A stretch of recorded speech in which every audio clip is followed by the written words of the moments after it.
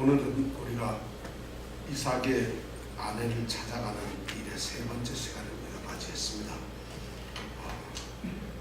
지난주에 아브라함하고의 늙은 종이 환도뼈에 그 맹세를 하고 이삭의 아내를 구하러 이제 떠나가라는 명령을 받게 되죠. 그 명령을 받은 것이 어디로 가는 거냐 하면 내 고향, 내 족속이 살고 있는 자신이 떠나온 그 땅으로 가서 거기에서 이삭의 아내를 구하라는 그런 지시를 받습니다. 그래서 이 늙은 종이 이제 아브라함의 그 명령을 듣고 출발하게 되는 그 장면이 바로 오늘 우리가 생각할 말씀입니다. 오늘 10절부터 27절까지의 말씀은 바로 그런 내용을 기록하고 있습니다. 자, 오늘 말씀을 10절, 11절 말씀을 우리 다 같이 함께 읽어보도록 하겠습니다. 10절, 11절 말씀을 읽겠습니다.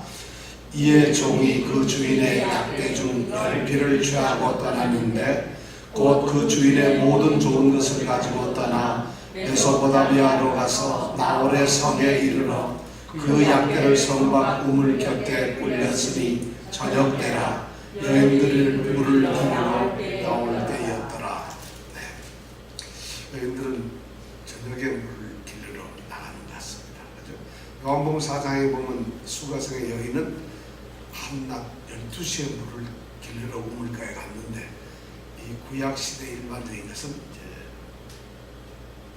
오후에 모든 일을 끝나고 난 저녁 때에 이제 물을 길러 가는 것 같습니다.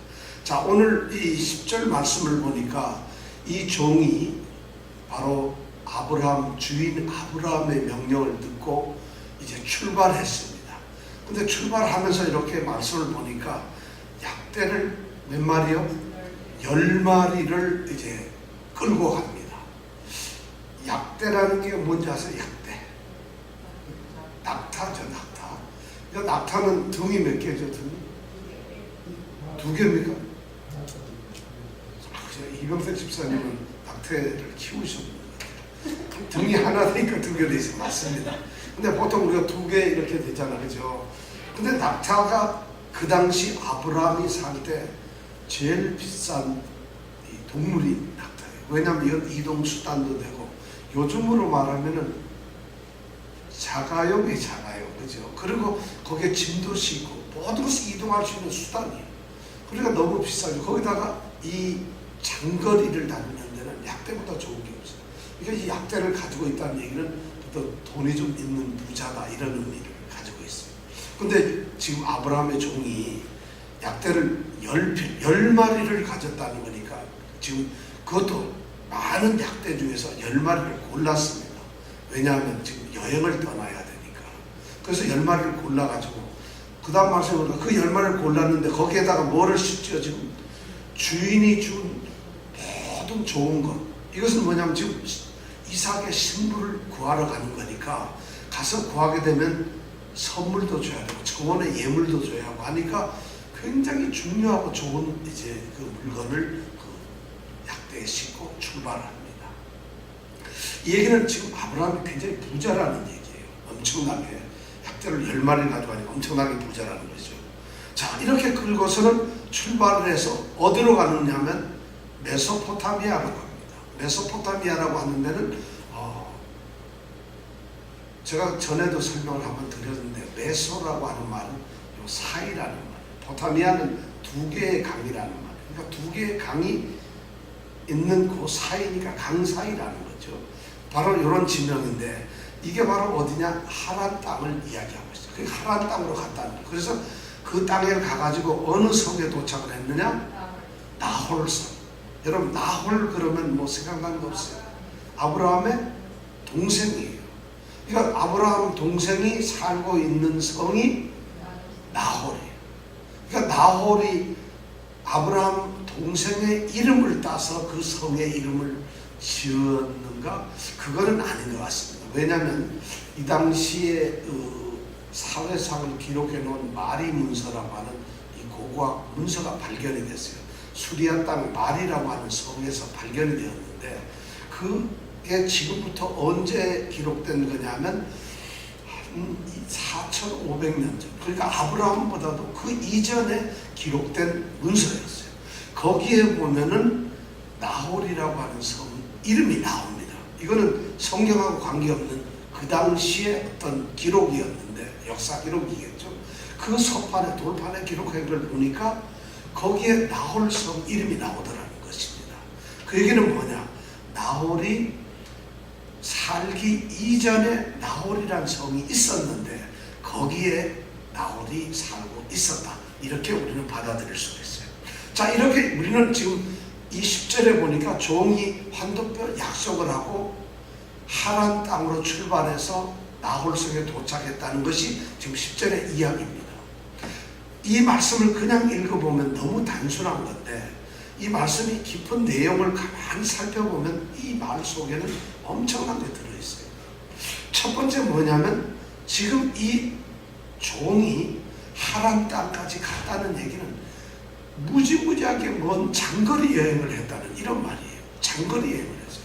이 성이 절대 가깝지 않아요. 하란 땅이. 왜 그런지 아냐면은 지금 살고 있는 게 어디죠? 헤브론이에요. 가나안 땅에서 하란 땅까지 지금 그 아브라함이 명령한 내 고향이라고 하는 하란 땅까지 가려면 거리가 얼마나 되냐면 500km가 넘어요. 500km.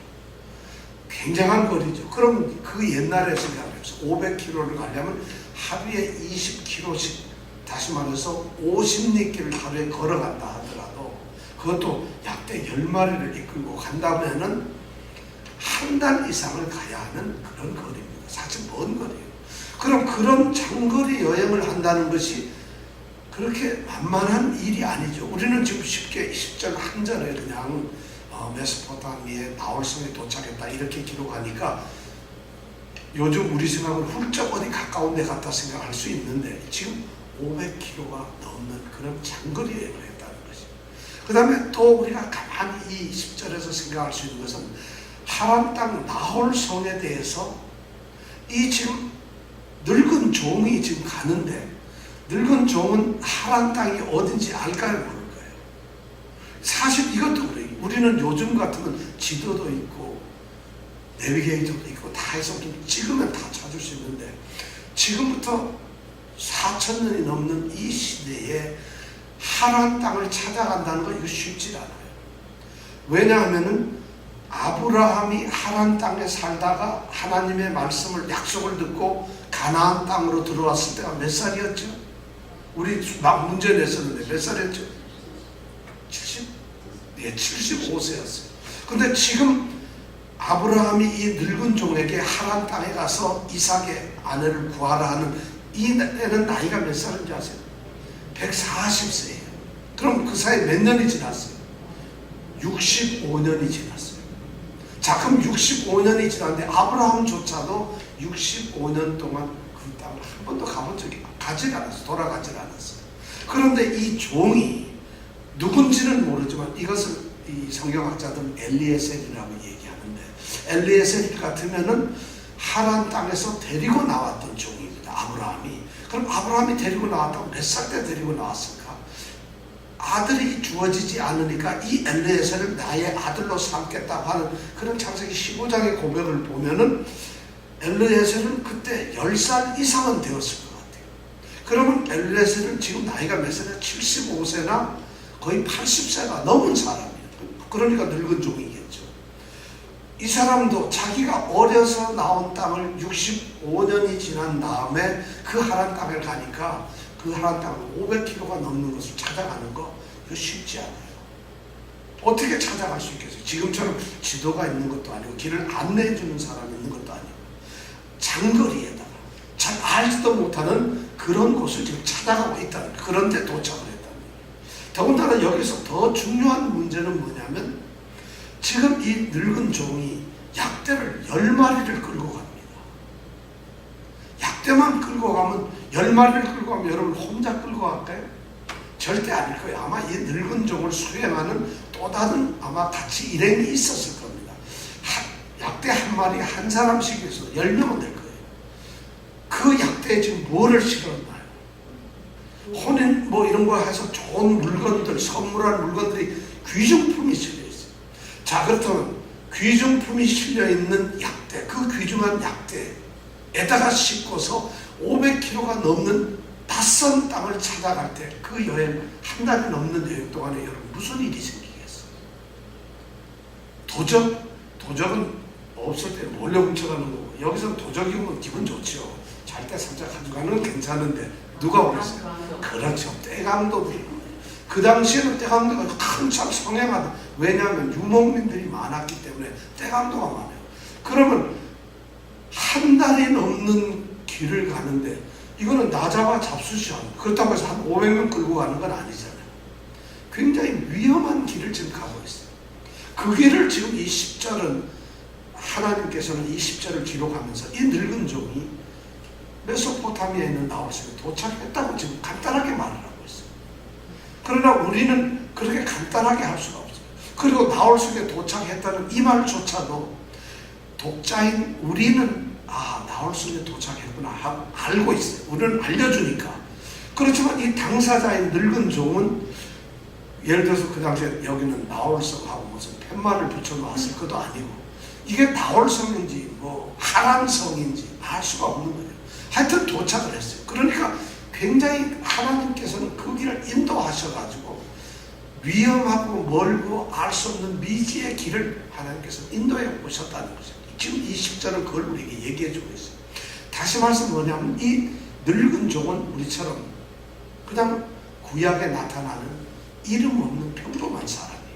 그 사람이 하나님의 부르심을 받고 아브라함의 명령을 따라서 지금 여행을 할 거예요.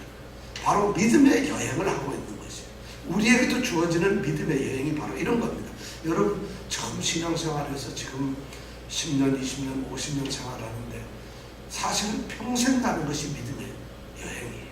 믿음의 길을 우리 평생 한 3년만 믿고 믿음이 끝이다, 완성이 된다 하면 얼마나 좋겠어요. 그런데 평생 가는 길이에요.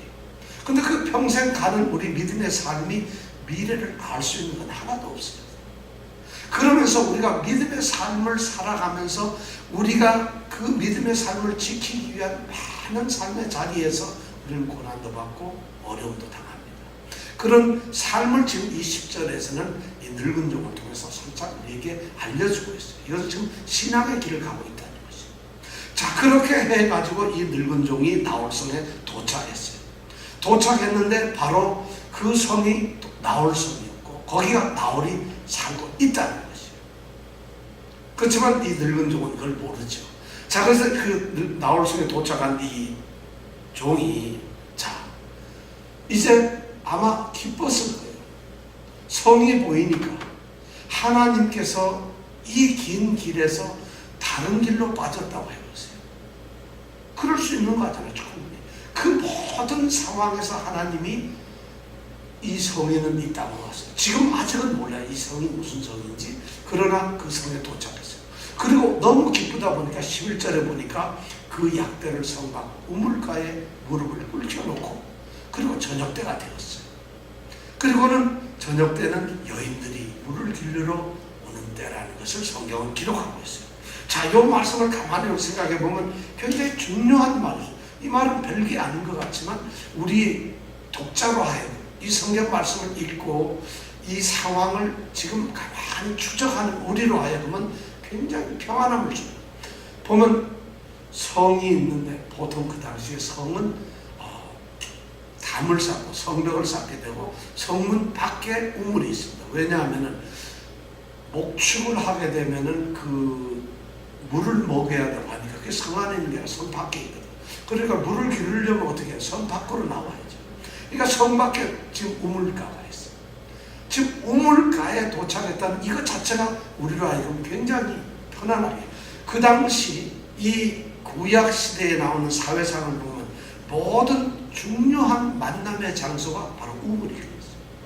우물가에서 역사가 이루어진다는 것이죠. 이삭의 아내를 구하기 위해서 지금 온 이 늙은 종이 바로 우물가에서 리브가를 만나게 되죠. 이제 여기서 그 다음에 이 이삭의 아들 야곱이 똑같이 하란 땅에 가서 이제 에서에게 쫓겨가가지고 하란 땅에 갔을 때 거기에서 라헬을 만난 것이 바로 어디냐? 바로 우물가에였어요. 모세가 말이죠. 자기 동족을 죽이는 애굽 사람을 죽이고 나서 미디안으로 도망을 갔어요. 그래서 미디안에 가서 미디안 제사장을 만나고 그 딸 십보라를 만나 결혼하는데 그때 만난 곳이 어디냐? 또 우물가예요. 자, 우물가는 우리나라 사람들 옛날에 어디서 만났어요? 시골에서 남녀가 만났는데 어디? 물레방. 물레방은 보통 어디 있느냐? 도심 한가운데 있질 않아요.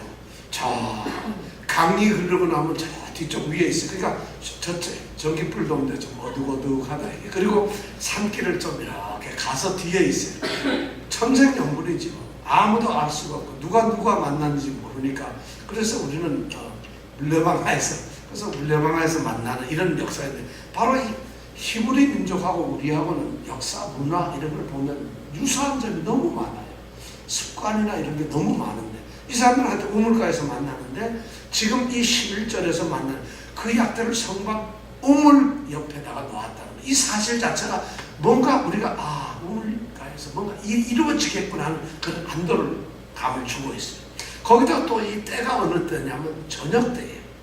만약 이게 아침 10시에 도착했다 그러면은 아침 10시에 물길로 오는 사람이 있을까? 그러면 어쩌면 하루 종일 기다려야 되고 지루한 맛이 있습니다. 그런데 저녁 때에 도착했다고 이렇게 딱 되면서 해설을 그 다음에 저녁에 물길로 온다 여인들이, 이러니까 시간도 아주 딱 맞았고 장소도 아주 딱 맞았어요. 얼마나 이렇게 하나님이 이렇게 다 인도를 해놓으신 거예요. 여기까지만 해도 좋은데 또 중요한 말이 있어요. 이거는 조금 어려운 건데, 여기 보면 그 약대를 성박 우물 곁에 어떻게 했다고요? 꿀렸다. 꿀렸다는 게 뭐예요? 무릎을 꿀렸다는 거예요. 자, 이 무릎을 꿀렸다는 것이 도대체 뭘까요? 24장 1절에 보면 뭐라고 되어 있어요? 1절에 한번 읽어볼까요? 시작.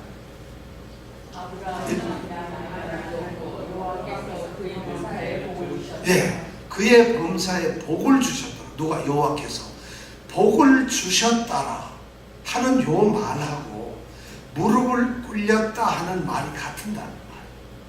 그러니까 뭐냐면 이게 바라크라고 하는 단어인데 발음이 똑같아요. 뜻은 다른데 바라크라고 하는 똑같은 말을 써요. 그러니까 복을 주셨다 이 말 바라크하고 무릎을 꿇렸다 바라크. 그러니까 이미 여기에는 뭔가 우물가의 저녁에서 복이 내릴 것 같다는 걸 은연히 여기 지금 암시하고 있는 거예요. 그러니까 이 늙은 종은 이삭의 아내를 구하기 위해서 아주 지금 적재적소에 제대로 와 있다는 거죠. 아주 라이트 타임에 딱 거기에 와 있는 거예요. 지금 그 얘기를 하고 있어요. 자, 이렇게 되면 이제 여기서 있기만 하면은 어떻게 될까요? 역사가 일어나는 거죠. 이제 사건이 일어나고 뭔가 이제 좋은 일이 일어날 거죠. 그러면 이 늙은 종이 할 수 있는 일은 뭐겠어요? 그냥 턱 꼬이고 이렇게 앉아서 우물가에서 이렇게 우물가 옆에 있는 돌에 이렇게 앉아서 그냥 기다리고만 있으면 될까요? 그렇지가 않다는 거예요. 여기서 이 늙은 종이 아주 굉장히 위대한 신앙의 모습이 우리가 볼 수가 있습니다. 바로 그것이 12절부터 14절에 나와 있는 거죠. 이 늙은 종이 뭘 하느냐? 기도를 한다는 거죠. 자, 12절, 13절, 14절에서 어떤 기도를 했는가 우리가 한번 같이 읽어보겠습니다. 12절에서부터 14절까지 다 같이 읽겠습니다. 시작. 그가 가로되 우리 주인 아브라함의 하나님 여호와여, 원컨대 오늘날 나로 순적히 만나게 하사 나의 주인 아브라함에게 은혜를 베푸시옵소서. 성중 사람의 딸들이 물길러 나오겠사오니 내가 우물 곁에 섰다가 한 소녀에게 이르기를 청컨대 너는 물 항아리를 기울여 나로 마시게 하라 하리니 그의 대답이 마시라. 내가 당신의 약대에게도 마시리라 하면 그는 주께서 주의 종 이삭을 위하여 정하신 자라. 이로 인하여 주께서 나의 주인에게 은혜 베푸심을 내가 알겠나이다. 이런 기도를 했어요. 이거 가만 읽어보니까 기도 내용이 뭔지를 사실 좀 그런데, 지금 종은 이 아주 좋은 환경 속에서 기도를 합니다. 보기에는 우리는 좋은 환경처럼 보이지만은 실제로 이 종은 사실 두렵습니다. 이 성이 무슨 성인지 몰라요. 그리고 이것이 과연 주인 아브라함이 말하던 내 고향, 내 족속의 땅이고 그런지 그걸 알 수도 없어요. 그리고 여기에서 어떤 여인을 어떻게 만나는지. 예를 들어 어떤 여인이 나오는데 이게 우리 아브라함이 말하던 아브라함 족속의 여인인지 아니면 누군지 아무도 알 수 없는, 사실 어떻게 보면 길은 따라서 걸어와서 한 달을 넘게 왔지만 이제 중요한 것은 여기에서 누구를 만나느냐는 것이에요. 그거 만나는 것이 너무 중요하니까 이 종이 첫 번째 했던 것이 뭐냐, 바로 기도라는 것이에요. 야, 이 믿음이 엄청나게 좋은 이 종이에요. 지금까지 물론 이 걸어오면서 여행하면서 기도했다는 말은 없지만 지금 이 내용으로 봐서는 이 종은 기도의 마음으로 여행을 했을 거라는 거예요. 그리고 우물가에 와서 드디어 하나님께 기도를 합니다. 그가 첫 번째 했던 것은 하나님께서 뭔가 이것을 이루어 주시길 바란다는 기도를 합니다. 성경에 보면 기도하는 사람들이 너무 많아요. 사무엘서에 가보면 다윗은 전쟁을 할 때마다 먼저 하나님께 기도합니다. 반드시 기도합니다. 참 놀라워요. 산으로 올라가면 내가 올라가서 칠까요? 하나님께서 올라가라고 명하시면 올라가서 공격을 합니다. 하나님 가지 말까요? 가지 말라 그러면 하나님 어떤 환경, 포위가 다 돼 있어도 공격을 안 합니다. 참이 다윗이 그래요. 성경에 기도의 사람들 너무 많죠. 우리가 잘 아는 다니엘 같은 경우 얼마나, 사실 그 사람은 기도로서 성공한 사람. 전부 기도. 지금 이 이름 없는 늙은 종이 바로 기도를 하고 있다. 우리에게 던져주는 게 뭐냐면 어떤 일을 만나더라도 성도가 제일 처음에 해야 할 일은 기도하는 것이다. 우리는 무슨 일을 할 때 작전도 세우고 계획을 세우고 우리가 지혜를 짜서 여러 가지 상황을 검토하고 해서 가장 좋은 길로 우리는 계획을 세웁니다. 돈을 어디서 빌려와서 만들고 물건을 어디서 사고 누구를 어떻게 만나고 계획을 세우는데, 지금 이 늙은 종은 기도를 하고 있다는 거예요. 성도들에게 가장 이 신앙생활에서 첫 번째 뭐냐, 바로 이런 기도의 삶을 사는 겁니다. 왜냐하면 이 늙은 종은 다시 두려워요. 어떤 여인을 만나는 것이 아브라함의 그 지시를 따르고 이루는 것인지 모르기 때문에 너무 답답하니까 기도할 수밖에 없습니다.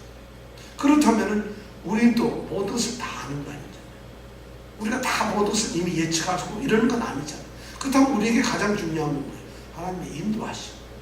그 인도하심을 우리가 구하는 것이 바로 기도라는 거죠. 여러분의 삶이 처음 시작할 때 기도로 시작하시기 바라요. 그래서 우리나라 사람들이 새벽 기도를 한 거예요. 저는 새벽 기도를 꼭 해야 된다 이렇게 말씀하지는 않지만 하루의 처음 시작을 자리에 일어나서 기도하신다는 게 얼마나 좋을까요? 그 하루를 위해서. 하루를 마치고 나면 또 감사의 기도를 하는 게 얼마나 좋을까요? 그리고 무슨 일을 하든지 누구를 만나든지 오늘 어디를 가든지 여러분 기도를 하면 그런 삶을 살아보세요. 정말 기도를 한다는 것은 너무 중요합니다. 기도를 한다는 것은 내가 지금 하나님께 나의 일을 맡긴다는 거고 그 하나님께서 이 일에 나와 함께 하신다는 거예요. 그런 마음을 가지고 그런 생각을 가지고 그 일을 접하게 될 때 여러분 어떻게 해서 담대함이 생기겠죠. 그냥 가서 내 생각으로 하는 거하고 하나님 내가 지금 이런 일 때문에 이 사람을 만나는데 내가 무슨 말을 해야 될지 상황이 어떻게 나올지 모르지만 그 사람의 마음을 잡아주시고 또 내게 지혜를 주셔서 하나님이 가장 기뻐하는 좋은 일이 일어나도록 이렇게 기도를 한다. 그렇게 하고 기도하는데 아니 될 대로 되라 이러는 사람은 없을 거라는 거예요. 그래서 성도들의 삶에서 신앙의 긴 여정에서 우리가 놓치지 말아야 될 것이 바로 기도라는 거죠. 이 늙은 종이 지금 기도를 합니다. 그런데 이 늙은 종이 기도하는데 가만히 보니까 놀라워요. 12절에 보면 그가 기도하는데 하나님을 뭐라고 부르죠? 예, 하나님 여호와예요. 그런데 어떤 하나님 여호와예요? 참 웃겨요. 우리 주인 아브라함의 하나님 여호와예요. 이건 무슨 뭐 천지를 지으신 하나님 여호와도 아니고 그렇다고 다의 하나님도 아니고 우리 주인 아브라함의 하나님이에요. 좀 여러분 너무 일이 좀 그렇잖아요. 어떻게 우리 주인 아브라함의 하나님을 부를까요? 여기에는 굉장한 신앙 고백이 들어있어요. 이 종은 적어도 65년 동안 아브라함의 삶을 가나안 땅에서 지켜봤어요. 하나님이 약속하시고 하나님이 불러내신 이 가나안 땅에서 하나님께서 불러낸 아브라함과 함께 하셨던 그런 모든 것을 이 종은 지켜보고 있습니다. 그것을 직접 자기 눈으로 다 확인했었고 그것이 이루어지면서 아브라함의 모습의 삶의 변화, 삶에서 이루어지는 것을 이 종은 보았다.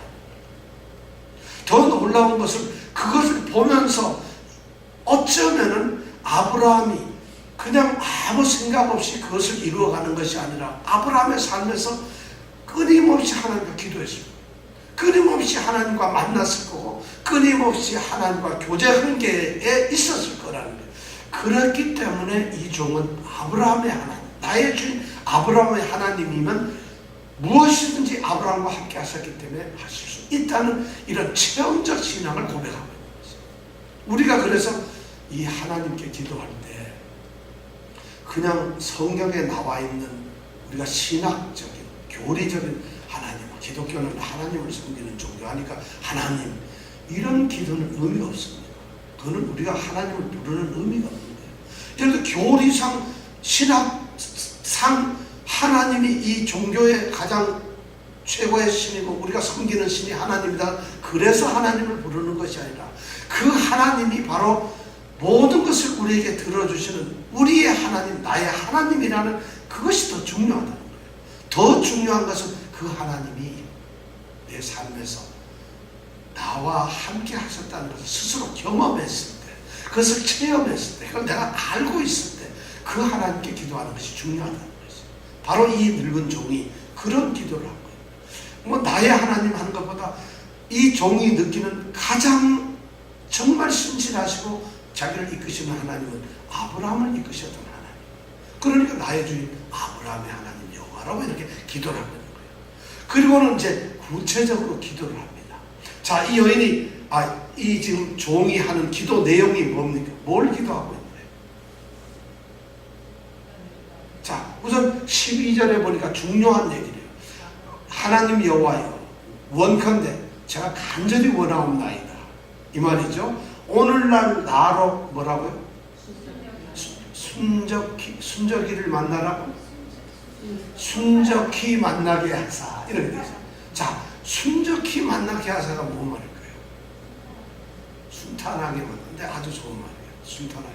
순적히라는 말은 이거는 원어에 보면은 순적히라는 의미는 하나도 없어요. 그런데 우리나라 이 성경 번역을 순적히라고 했어요. 순적히라고 하는 말은 굳이 이 단어를 썼던 얘기는 뭐냐? 여기는 세 가지 의미가 있어요. 반드시, 순탄하게, 아주 완전하게, 적당하게 이렇게 좀 만나게 해달라는 것이에요. 근데 본래 원어의 의미는 뭐냐면 나의 면전에서 일이 이루어지게 해달라는 거죠. 내가 원하오니 아버지 하나님 일이 좀 이루어지게 해달라. 뭔가 이루어지게 해달라. 그걸 우리는 순적히라는 말로 표현해서. 근데 저는 우리 번역이 훨씬 더 좋아요. 여러분들의 삶에 순적함이 있기를 원합니다. 이 순적히 만난다는 거, 이거 정말 엄청 성경에 순적히 만난다는 거 여기 한 번만 쓰였어요. 그래서 저는 사실 이 단어를 한 신학교 들어가고 나서 이 단어를 처음 그 전에 읽었는데 아무 생각 없이 그리고 그때 처음 읽었는데 어떤 목사님이 기도를 하는데 이 신학생들이 앞으로 공부하고 또 주의 사역을 할 때 순적히 이러면서 기도를 해요. 그 당시에 순적히가 뭔지를 몰랐는데 창세기 읽다 보니까 이거 순적히 나왔어요. 순적히라는 거는 반드시 있게 돼요. 그리고 순탄하게 있어야 되고 아주 완전하게 그리고 적합하게 거기 꼭 맞게 있어야 됩니다. 여러분 모두 우리의 삶에 기도를 하는데 이렇게 반드시 순탄하게 꼭 맞게 이렇게 이루어 주시옵소서. 얼마나 좋아요. 전 여러분들의 삶에도 순적한 이런 것이 있기를 원합니다. 그러니까 우리도 기도할 때 순적히 내가 좋은 사람을 순적히 만나게 하소서. 좋은 일을 순적히 만나게 해주세요. 나의 면전에서 순적히 만나게. 왜 그랬을까? 이거는 아브라함에게 은혜를 베풀어 달라는 겁니다. 자기에게 은혜를 베풀어 달라는 게 아니라 아브라함에게 은혜를 베풀어 달라. 이렇게 말하는 이유는 지금 자신이 하고 있는 일은 자기의 일이 아니라 아브라함의 일을 하고 있는 아브라함의 지식. 그러니까 아브라함에게 복을 내리는 것이 자기 일의 완성이라는 이런 의미로서 지금 12절에 그렇게 기도합니다. 첫 번째 기도가 주여 이걸 원하오니 반드시 이 일을 이루어 주셔서 그렇게 해서 이루어짐으로 말미암아 아브라함에게 큰 은혜를 주시옵소서. 지금 이렇게 기도를 했단 말이에요. 12절에. 그러면서 13절에 이제 아주 구체적으로 13절, 14절에 기도를 합니다. 그 기도 내용이 뭐예요? 뭘까요? 여러분 뭡니까? 자 13절에 보니까 성중 사람의 딸들이 물길로 나오겠다. 지금 성 안에 있는 사람 중에서 딸이 나오는데 딸이 한 명이 나오는 게 아니라 몇 명이 나옵니다. 딸들이 이제 물길로 많이 나오겠죠. 그런데 내가 그렇게 나올 때 내가 우물 곁에 이렇게 섰다가 지금 기도하는 내용입니다. 성중에 있는 많은 여자들이 이제 물을 길러 나오는데 내가 우물가에 섰다가 14절이 이제 기도의 핵심적인 내용이에요. 자, 무슨 내용을 기도하고 있죠? 14절 여러분 한번 읽어보시고 뭐라고 기도를 합니까?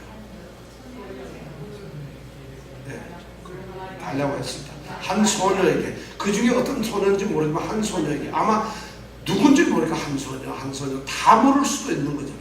30명이 나왔으면 30명에게도 다 한 명 한 명에게 묻습니다. 한 소녀에게 이르기를 뭐라고요? 너는 물 항아리를, 지금 우물은 약간 좀 밑에 내려갑니다. 내려가서 우물 항아리에 물을 떠가지고 올라오면은 그 항아리에서 물을 떠가지고 어떻게? 나로 나 좀 물 좀 달라 이런 거예요. 그러니까 자기가 지금 기도하는 하나님, 이제 성중 여자들이 나올 텐데요. 내가 우물가에 섰다가 한 여인들 하나하나를 만나가지고 좀 물 좀 마시게 달라 이렇게 말하겠습니다. 지금 이렇게 기도하는 거예요. 자, 그랬을 때 그 여인의 대답이 여기 보면 14절에 보면 그의 대답이 뭐라고요? 마셔라.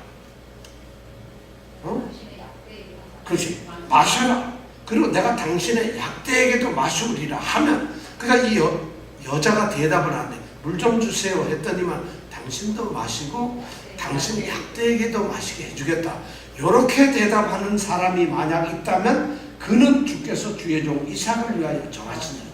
바로 그 사람이 이삭을 위해서 정해놓은 여인이라는 것을 자기가 알게 했다. 그것을 내가 그때 알겠다. 그렇게 하나님이 하셨다는 증표라는 거예요. 그런 기도를 지금 하고 있어요. 참 대단한 기도를 하고 있어요. 아주 구체적이에요. 이렇게 딱 해가지고 이렇게 만나면 내가 물을 달라고 그랬는데 물 마시세요. 그러면서 약대도 맞추겠습니다. 이러면은 요 여자가 맞다는데. 자, 그러면 이거 여러분 이 말이 어떤 뜻이 간단한 거잖아요. 그렇잖아요. 근데 요렇게 되면은, 근데 바로 그 사람이 이삭의 아내라, 하나님이 정해놓은, 하나님께서 약속하신 그 아내가 될 사람이라는 거예요. 그게 증표라는 거예요. 이거는 사실 여러분 보기에는 별거 아닌 것 같잖아요. 지금 아마 이 성경에 기록된 것은 이렇지만은 이 종이 기도를 할 때에 이삭의 아내의 신부감에 대해서 아마 많은 기도를 했을 거예요. 어쩌면은 이런 것을 아브라함이 자신의 족속 중에서 얻어야 된다니까, 내가 지금 찾는 여인은 좀 경건한 여인이에요. 하나님을 섬기고 하나님을 아는 여인이었으면 좋겠어요. 아니 좋겠습니다가 아니라 하나님을 아는 여인이어야 되겠어요. 그 다음에 이왕이면 다홍치마라고 어때요? 예쁘고, 왜냐면 사라가 이쁘고, 사라가 우리 여기 보면 12장에 거기 보면 사라가 굉장히 아름답다, 아름다웠다 이렇게 기록돼요. 그러니까 시어머니 못지않게 아주 아름다웠으면 좋겠어요. 당연히 이건 얘기할 수 있겠죠. 그 다음에 좀 따뜻하고 지혜롭고 자상하고 친절하고 겸손하고 뭐 이런 그런 왜냐하면 우리 주인님의 아들 이삭이고 약속의 아들 이삭이고 어쩌면 아브라함의 대를 이어서 하늘의 별같이 바다의 모래같이 많은 만인의 어머니가 될 여인이라고 해요. 그렇다면 이게 당연하지 않겠어요? 그럼 이 종이 좀 키 좀 크고 눈 부리부리하고 이런 사람을 만나게 해주세요. 이렇게 기도를 안 할 수, 그것도 또 했을지 모르겠어요. 하여튼 그런 기도를 하면서 그 다음에 또 뭐냐면 아마 모르겠지만 앞으로 자기 아브라함 집에 보면 종들이 엄청나게 많아요. 재산도 엄청나게 많아요. 그리고 그걸 관리하려면 현명하고 지혜로워야 되면 또 뭐가 있어요? 건강해야 돼요. 아주 강건해요. 그러니까 주이시 여자분들은 굉장히 강건한데 그런 많은 것을 안살림을 할 정도면 굉장히 건강해야 되니까 아마 이런 복합적인 기도를 했을 겁니다. 그런데 그 복합적인 것을 딱 정해가지고 증표를 달라는 게 물 달라 하면 나뿐만 아니라 약대에게도 물을 주겠다. 이렇게 대답하는 여인은 바로 그런 여인이라는 것을 자기가 증표로 삼게 돼요. 이 말이 도대체 납득이 안 가잖아요. 어떻게 그렇게 기도를 할 수 있어요? 지금 이 종은 완전히 하나님께 모든 걸 맡기고서 그렇게 하는 거예요. 자, 약대에게 물을 준다.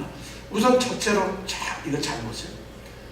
낯선 이방인이 아마 거기에 아무리 그래도 그 성의 인구가 얼마나 되겠어요. 이 여인들은 웬만하면 손님 안 오고 동네 사람을 다 알 거라는 거예요. 그런데 낯선 어떤 남자가 물을 달라는 거예요.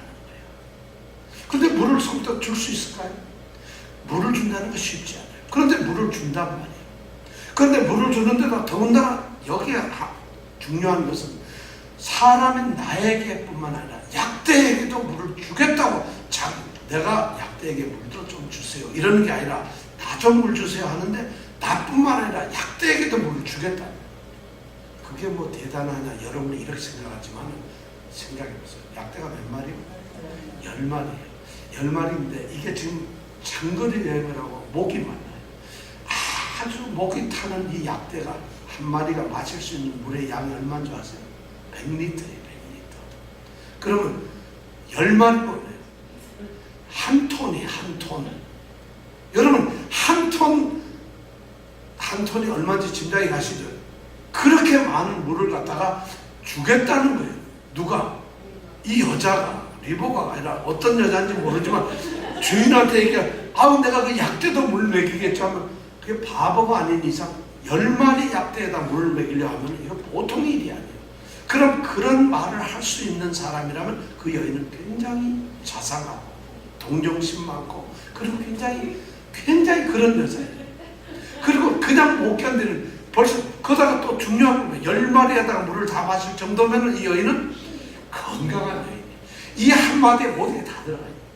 야, 그러니까 이 늙은 좀 굉장히 지혜롭게 하나님께 기도해요. 여러분 기도를 좀 지혜롭게 하세요. 굉장히 지혜롭지 않아요, 여러분? 이게 여러분 슬쩍 읽어보면은 이게 별거 아니네 이러지만 이 안에는 이렇게 엄청 무궁한 의미가 들어있다는 거예요. 약대에게도 주겠다는 요 말 한마디에 이 기도는 무모한 그런 기도가 아니에요. 정말 이런 기도를 하면서 이런 것이 증표라는 거예요. 이 여인이 바로 그 여인이 바로 하나님이 정해놓으신 그 여인이라는 이런 증표로 삼겠다는 거예요. 이거는 하나님, 내가 오늘 누구를 만나려고 하는데 차가 신호를 3개를 하나도 안 걸리고 착 가면 좋은 일이 있겠습니다. 증표로 보여주세요. 이런 기도가 아니에요. 요행수를 바라는 그런 게 아니라는 거예요. 다리 넘어가다가 오늘 무지개를 보면 좋겠습니다. 이런 요행수를 기다리는 게 아니라는 거예요. 이건 뭐냐면 이거는 요행수가 아니라 하나님이 전적으로 하시는데 저는 하나님 이렇게 되었으면 좋겠습니다. 그걸 하나님이 이루실 줄 압니다는 그런 아주 확신에서 나오는 기도라는 거예요. 이게 그냥 하나님 한번 해볼래요? 그런 거 아닌가? 이런 기도가 아니에요. 이 기도가 문장은 이렇지만 반드시 하나님께서 그렇게 이루실 것이라는 거. 하나님을 하실 수가 있고 하나님께서는 지금 한 달이 넘게 이 길을 걸어온 나에게 이 우물가에서 나는 아무것도 모르지만 하나님이 이런 증표로서 내게 확실하게 이루어 주실 거라는 그런 자기 신앙 고백을 하고 있는 거예요. 엄청난 거죠. 사실 이래가지고 아니면 어떻게 되겠어요? 그러면 아니라는 생각을 한 번도 해본 적이 없겠죠. 이 사람은 그렇게 기도를 합니다. 자, 이 기도가 정말 어떨까요? 이루어질까요? 어떨까요? 네? 근데 그렇게 간절히 기도했는데 드디어 그 기도가 이루어집니다. 15절 한번 읽어볼까요? 15절 16절 한번 읽어보겠습니다. 시작. 15절 16절 시작. 예, 기도를 미처 끝나기도 전에 말을 마치지 못해서, 아니 기도가 끝나지도 않았어요. 하고 있는데, 자 15절 읽겠습니다. 시작. 말을 마치지 못하여서 리브가가 물 항아리를 어깨에 메고 나오니 그는 아브라함의 동생 나홀의 아내 밀가의 아들 부드엘의 소생이라. 그 소녀는 보기에 심히 아리따고 지금까지 남자가 가까이 하지 아니한 처녀더라. 그가 우물에 내려가서 물을 그 물 항아리에 채워가지고 올라오는지라. 야, 기도를 하나님, 우리로 말하면 믿습니다 하고 기도를 했죠. 정말 참 저는 이 종의 기도가, 이 기도를 이렇게 보면서 야, 우리가 이런 지혜로운 기도를 해야 되겠구나 생각이 듭니다. 우리가 기도, 다니엘의 기도나 다윗의 기도나 솔로몬의 성전 기도나 또는 뭐 모세의 기도 이런 걸 보면 기도를 한 사람들이 그냥 우리하고 기도 차원이 굉장히 달라요. 우리 바울의 기도를 우리가 요즘에 막 생각을 했는데 기도 차원이 달라요. 근데 그 기도 차원이 다른데 그 내용에 가만히 보면은 정말 하나님께서 꼼짝 못하게 하나님께서는 믿으면 안 해줄 수가 없는 이런 기도를 한다는 것이에요. 지금 그런 기도를 했죠. 그렇게 하니까 기도가 끝나기 전에 누가 나와요? 리브가가. 자, 이 종은 그 여자 소녀가 나오는데 10명이 오는 게 아니라 이것도 참 행복해. 한 명이 나오는 거예요. 여기 보면 리브가 한 사람이 나오는 거예요. 그러니까 이거는 뭐 고르고 자식같이 바로 물으면 되는 거잖아요. 근데 우리는 지금 여기 보면 리브가가 항아리를 어깨에 나온다. 근데 그는 누구냐면 아브라함의 동생 나홀의 아내 밀가의 아들 부두엘의 서생, 부두엘의 딸이다 이거예요. 그러니까 이 족보가 항상 힘들죠. 그죠? 아브라함의 형제 나홀이 있어요. 근데 나홀의 아내는 밀가예요. 밀가는 하란의 딸이거든요. 아브라함, 하란, 나홀 이 세 형제가 있는데 하란은 갈대아 우르에서 죽었어요. 아들이 둘만 하란 땅에 왔거든요. 근데 아브라함과 나홀이 둘이 있는데 아브라함 혼자 하나님께 부름을 받았고 나홀은 하란 땅에 있죠. 근데 살고 있는데 아브라함의 동생인 이 나홀이 누구하고 결혼했느냐? 이 죽은 하란의 딸 밀가와 결혼을 했어요. 이 딸하고. 그래서 낳은 아들이 누구냐? 부두엘이에요. 근데 이 부두엘이 다시 또 딸을 낳는데 이름이 뭐? 그게 바로 리브가란 말이에요. 자, 이해가 갔습니까, 여러분? 근데 지금 요거는 가만히 보면 이 종은 그 여인 이름을 알까요, 모를까요? 이건 독자인 우리를 위해서 지금 얘기를 해주고 있는 거예요. 여러분, 지금 종이 기도를 했어요. 근데 한 여인이 나와요. 이렇게만 해도 되는데 이 종은 모르지만 우리는 궁금해. 여인이 나왔다 누굴까? 하니까 우리에게 지금 성경은 알려주고 있는 그 여인이 뭐라고? 리브가다. 근데 리브가는 바로 이러이러한 사람이라고 얘기를 해요. 아브라함의 형제의 뭐 이렇게 얘기를 하는 거라서 한마디로 얘기하면 이 24장 4절에 있는 내 고향 내 족속에게 가서 아내를 구하라는 그 말이 지금 이루어지고 있는 거예요. 지금 여기가 물을 길러 온 게 아브라함의 형제인 나홀의 손녀딸이다. 이거는 그럼 뭐야? 여기가 하란 땅, 내 고향 땅이로구나. 그리고 아브라함 족속이로구나. 이것이 두 가지가 다 이루어졌다는 것이에요. 지금 그 얘기를 하고 있는 거예요. 그러니까 아주 그 벌스를 갖다 만난 거예요. 바로 이 아내를 갖다. 근데 그렇게 만났는데 얼굴을 봤어요. 딱 이렇게 봤는데 아마 나오는 걸 이렇게 봤으니까 이제 요거 16절은 아마 종의 얘기겠죠. 보기가 어떻다? 심히 정말 자신이 막 기도했던 대로 정말 예쁘기만 한데 여기 아리답다 이런 말 얼굴이 예쁘다는 것이 아니라 전체적으로 현숙한 여인이다 이런 말이에요. 그것을 딱 느낄 수가 있어요. 그리고 아직까지는 뭐 물달란 말도 안 했고 아주 좀 테스트는 안 했으니까 모르는데 일단 보기에 1차 서류심사 합격이야. 이거 괜찮거든. 이쁘고 아름다운 데다가 보면 누군지는 모르지만 괜찮은 여인이야. 딱 보니까 첫인상이 아주 마음에 들었다. 그런데 그 처녀가 살짝 내려오더니만 손님 자기가 이렇게 서 있었을 때 아마 우물가에 옆에 이렇게 약대 10마리를 뿌려놓고는 다 이러셨는데 그 연인이 어린 소녀가 오는데 너무 예쁜 소녀가 그런 항아리를 들고 와서 우물가에 내려서 물을 줍는 거야. 그러니까 어떻게 되겠어요? 드디어 열심히 보겠죠. 그러면서 찬스를 노리겠죠. 이제 내가 이 여인에게 가서 물 좀 주시오 할 때 물을 뜨르러 내려가기도 전에 물 좀 주시오 하면 이게 될까? 아니면 물을 떠가지고 올라올 때 할까? 아마 이 종은 많은 생각을 했을 거예요. 그런데 물을 길러가지고 올라옵니다. 그때까지 막 보면서 관찰을 하겠죠. 이 여인이 어떤 여인인가.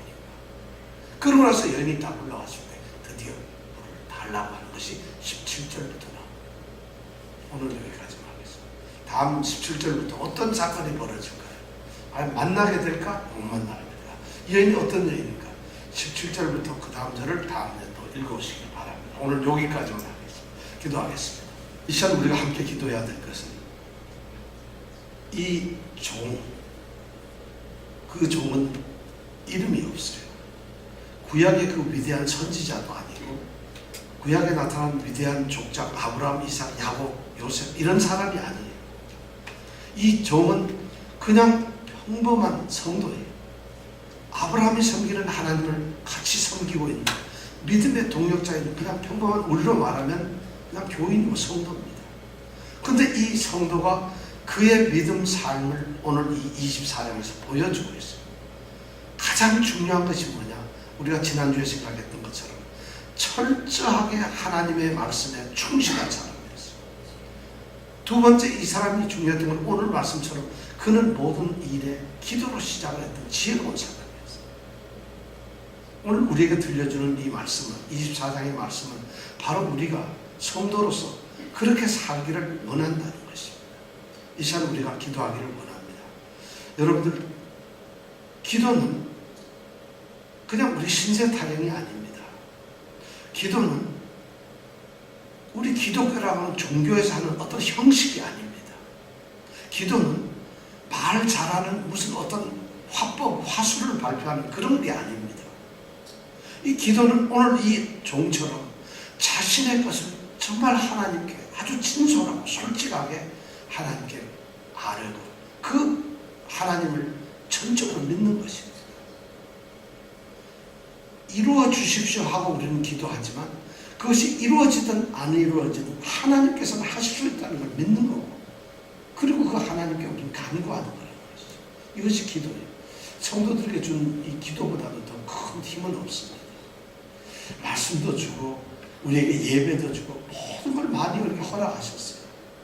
그런데 말씀이나 예배나 이건 그렇지, 절차도 있고 또는 어떤 룰도 있고 어떤 제도가 있지만 기도만큼은 하나님과 우리가 그냥 맞닥뜨려져 인격적으로 만나는 것이, 우리가 그냥 대화하는 것이, 하나님과 우리가 그냥 말을 나누는 것이, 그런 것을 하나님께서는 기도라는 이름으로 우리에게 주셨습니다.